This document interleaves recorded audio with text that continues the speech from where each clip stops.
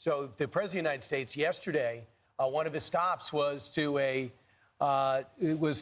base for the Michigan Air Base. Selfridge? Yes.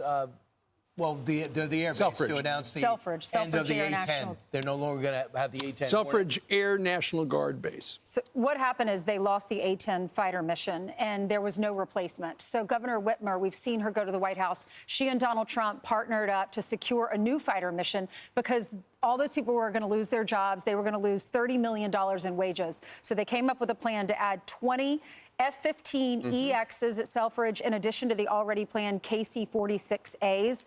It's great for America. It's great for Michigan, for our defense industry. Yeah. Pete was there, the Secretary of Defense, and Governor Whitmer was there. She said, yeah, if it's something military, I'm going to go. She was invited, which I think was great for the president to do that. But once again, she ended up in the backdrop, which I think is fine. Right. Other people don't. And the President of the United States surprised her. Maybe. It seems that way. Let's watch. I want to thank Governor Gretchen Whitmer for bringing it also to our attention very strongly. And, you know, I'm not supposed to do that. She's a Democrat. They say, don't do that. Don't have her here. I said, no, she's going to be here. She's done a very good job, frankly. So I want to thank you very much, Gretchen. Good job. Well, I hadn't planned to speak, but on behalf of all the military men and women who serve our country and serve so honorably on behalf of the state of Michigan, I am really damn happy we're here to celebrate this recapitalization at Selfridge. Thank you. I'm so grateful that this announcement was made today, and I appreciate all the work. Thank you. You know, first of all, she's doing the right thing.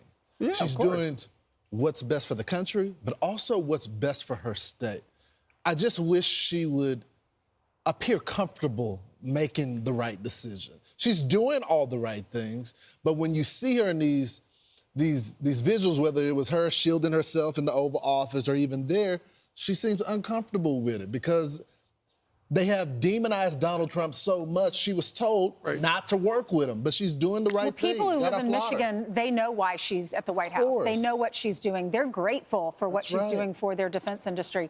However, if you live in other parts of the country and you're not familiar with what's happening at Selfridge, you might look at this and say, what is she doing? Is she becoming a Republican? Why is she trying to be friends with the one man we hate the most? That's right. Sure. Well, when the President of the United States comes to your state and delivers the gift of these state-of-the-art F-15s, you go out on the tarmac and you shake hands. And, you know, the reason she famously posed with that blue binder over her face in the Oval Office is because she didn't realize she was going to be part of a photo op, but she was. She was actually in the Oval Office to talk to the president about this Air Force base and also to explain how the tariffs were going to eat away at Michigan's car industry.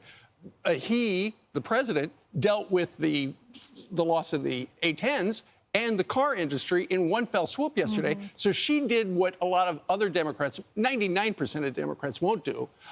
They don't want to be approximate to Donald Trump because their story is Donald Trump is bad. So if Donald Trump is bad, why would you ever go stand next to him? Alyssa Slotkin sneaked by to get that Senate seat by actually saying good things about Donald Trump.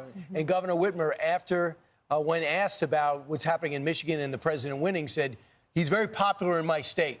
So here's some of the headlines and tears to understand it's a bit of a risk to appear if you're a Democrat with the president. After an awkward photo, Whitmer coaxes a win for Michigan out of Trump. Washington Post gives her credit. Whitmer just got what she wanted from Trump, but she's making a risky bet. And the AP about that hug. Whitmer risks backlash from Democrats as she embraces Trump in Michigan. I think she holds strong. You got everybody on the other side. She's center-left. She's showing she's center-left. And, you know, something about her must be impressive because Joe Biden wanted to name her. But then he was boxed in by Clyburn. He had to pick someone of color. And I know that President Obama was very impressed with Governor Whitmer, too.